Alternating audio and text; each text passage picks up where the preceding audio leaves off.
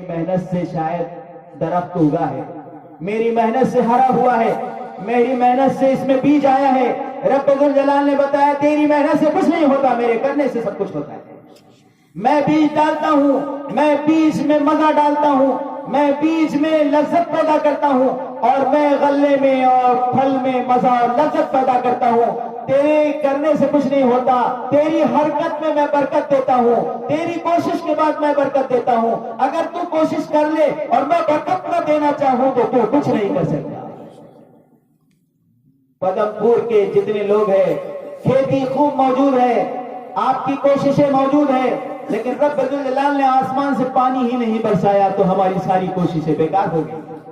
اس رب نے بتا دیا میرے بغیر تم کچھ نہیں کر سکتے، اور تم سب مایوس مت ہو، تم یہاں ہو کچھ دن کے لیے ہو، جیسے بچہ ایگزام ہال میں کچھ دیر کے لیے جاتا ہے، تم بھی ایگزام ہال میں کچھ دن کے لیے پدم پور کے اس گاؤں میں ہو۔ ارے تم کو بہت دن کے لیے آنا ہے، اور وہ بات کی زندگی ہے مر جانے کے بعد کی، مرنے کے بعد کی زندگی بہت لمبی ہے۔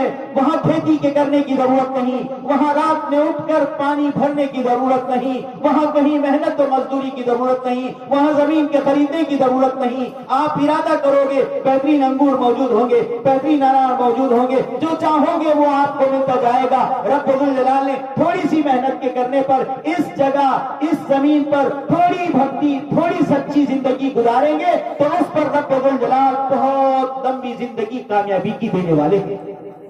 اس کامیابی والی زندگی کو پانے کے لیے یہ مکتب میں بچوں کو تیار کیا جا رہا ہے۔ یہ جو گول ہے یہ گول وہی کامیابی کی زندگی کی تلاش ہے۔ ہم سب کو رب ذوالجلال نے ایک موقع عطا فرمایا ہے، ہم سب یہاں موجود ہیں۔ کتنے بزرگ یہاں تھے اب نہیں ہے، آپ چراغ لے کر ڈھونڈیں گے تو وہ جا چکے ہیں، وہ چاہے ہندو ہو چاہے مسلمان ہو سب جا چکے ہیں۔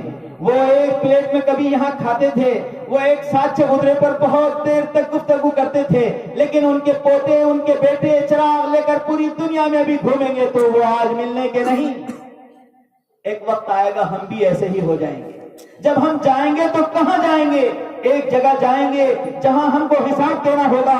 جو یہاں اچھا کرے گا اس کا بدلہ وہاں اچھا پائے گا، جو یہاں برا کرے گا اس کا بدلہ وہاں اسے برا ملے گا۔ قرآن میں اللہ تعالیٰ فرماتے ہیں اِنَّا هَدَيْنَاهُ السَّبِيلَ إِمَّا شَاكِرًا وَإِمَّا كَفُورًا۔ دیکھو ہم نے تم کو دو راستے بتا دیے، ایک اچھا راستہ ہے شکر گزاری والا، اس شکر گزاری والی راہ پر چل کر آؤ گے تو انعام میں ہم تم کو سورگ دیں گے، جنت دیں گے۔ اور اگر تم نے لوگوں کو تکلیف پہنچا کر، لوگوں کو ستا کر، لوگوں کو پر ظلم کر کے، ایک بالغ زمین بھی کسی کی قبضہ کر کے اور کسی کو ستا کر ظلم کر کے دنیا سے آؤ گے تو پھر نرک دو گے، اور وہاں کی سزا بہت خطرناک ہوگی، وہاں کی تکلیف بہت خطرناک ہوگی۔ یہ رب ذوالجلال نے واضح کر دیا، سلسلہ آنے جانے کا جاری ہے۔ دواخانوں میں نئے بچے آ رہے ہیں اور پرانے لوگ قبرستانوں میں شمشان گھاٹوں میں جا رہے ہیں۔ یہ آنے جانے کا سلسلہ جاری ہے، جاری رہے گا۔ ایک دن آئے گا کہ یہ سنسار توڑ پھوڑ کر رکھی جائے گی۔ وہ دن کب آئے گا اللہ ہی جانتا ہے۔ اس دن کے آنے سے پہلے آج سمجھداری کا فیصلہ کرنے کی ضرورت ہے۔ اس لیے ہم سب کے نبی تاجدار مدینہ محمد عربی صلی اللہ علیہ وسلم میں، جن کو ویدوں میں ناراشنس کے نام سے یاد کیا گیا ہے، آپ نے لوگوں کے درد کو بانٹنے کی تعلیم دیتے ہوئے ایک موقع پر فرمایا، دیکھو جو کوئی اپنے بھائی کی مدد میں لگا رہتا ہے وہ پرمیشور اس کی مدد میں لگا رہتا ہے۔ Service to man is service to God. انسانوں کی خدمت رب کی خدمت ہے۔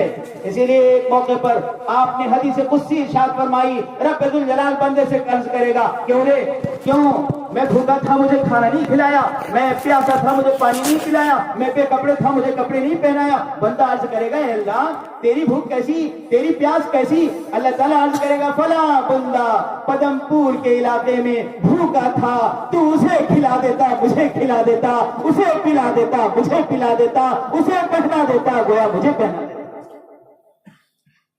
ایک آدمی راستے سے گزر رہا تھا، راستے میں کانٹے دار ٹہنی پڑی ہوئی تھی، اس نے اٹھایا کنارے رکھ دیا۔ حضور کی خدمت میں یہ مقدمہ پیش ہوا، مکے میں رہنے والے محمد بن عبداللہ بن عبد المطلب نے کہا وہ آدمی جنتی ہے۔